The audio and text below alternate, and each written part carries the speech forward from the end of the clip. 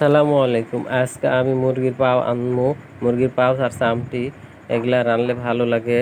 আমি বাজার থেকে আনছি মুরগির পাও আর চামটি। প্রথমে পানি গরম করে তারপরে মুরগির পাও পানির মধ্যে ছাইড়া দিছি। দিয়ে অমনি তুলে লওয়া লাগবে। দেরি করা যাবে না। দেরি করলে আর উপরেকার খোসা উঠে না, সিদ্ধ হয়ে যায়। এইজন্য পানির মধ্যে দিয়েই তুলে লওয়া লাগবে। লিয়ে আমি কাইটা লিনু।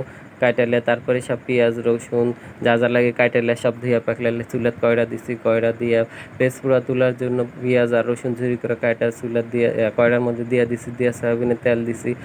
দিয়া এবার শুকনা মরিচ কুচি কুচি করে কাইটা তুলছি সেগুলা দিনও দিয়া পেঁয়াজ পোড়ার সাথে শুকনা মরিচ তুললে ভালো লাগে। আমি তুলিয়াই তো এবার জিরা ফোড়ন দিন আমার পেঁয়াজ পোড়া পড়ায় হয় আলছে। পেঁয়াজ পোড়া তুলে লিমু। পেঁয়াজ পোড়া বাদামি কালার হলে বেশি পুরান যাবে না, হালকা বাদামি করে কালার করেই তুলে লাগবে। তারপরে জিরা ফোড়ন দিনু দিয়া তারপরে দিয়া দিন কুচি করা পেঁয়াজ দিয়ে এগুলা হালকা করে লাড়া লওয়া লাগবে। এগুলা হালকা করে লাড়া লিয়া তারপরে ময় মশলা দেওয়া লাগবে। আমার লাড়া হয়ে গেছে তারপরে আমি ময় মশলা দিনু, মানে প্রথম আদা জিরা রসুন পিসা দিয়া দিনু, তারপরে একটু পানি দিয়া দিনু।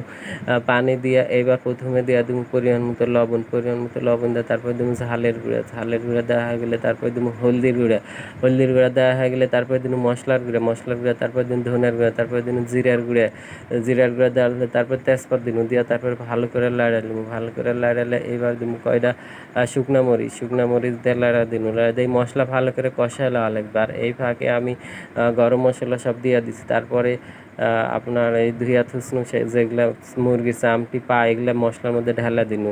ঢালা দিয়ে ভালো করে এই মশলার মধ্যে ভালো করে আনচায় লওয়া লাগবে। ঝাঁপা দিয়া দিয়ে অনেকক্ষণ পর পরে ভালো করে লাড়া দেওয়া লাগবে। আর আপনারা আমার চ্যানেলটা দেখার সময় আমার চ্যানেলটা একটু সাবস্ক্রাইব করে দিবেন দয়া করে। নিচে সাবস্ক্রাইব লেখা থাকে, ওখানে একটু ক্লিক করে দিবেন, তাহলে সাবস্ক্রাইব হয়ে যাবে। এই তো দেখেন কত সুন্দর কালার হয়েছে। তারপরে কয়টা আলু দিয়ে দিনু। আলু দিলে ভালো লাগে, খালি যেহেতু মুরগির পা আর চামটি আলু খেতে ভালোই লাগে, এই জন্য আমি আলু দিয়ে তারপরে ভালো করে আবার আনচায় লওয়া লাগবে। অনেকক্ষণ ধরে আনচায় লওয়া লাগবে।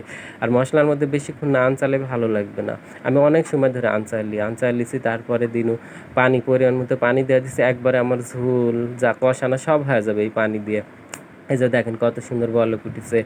আমি পানি দিয়ে ঝাঁপা দেওয়া তারপরে বলক উঠছে। অনেকক্ষণ বলকানোর পরে আমার তরকারি করাই হয়ে আলছে। আর যেহেতু মুরগির পা এটা এই জন্য একটু ঝুলঝুল ছিল।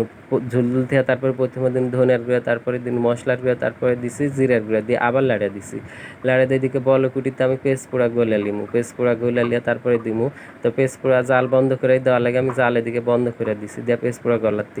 আর আপনারা আমার ভিডিও দেখার সময় একটু কমেন্ট না করে পারেন, আমার চ্যানেলটা দয়া করে একটু সাবস্ক্রাইব করে দিবেন। আপনাদের এতে কোনো সমস্যা হবে না। নিচে সাবস্ক্রাইব লেখা থাকে, ওখানে একটা ক্লিক করে দিবেন, তাহলে সাবস্ক্রাইব হয়ে যাবে।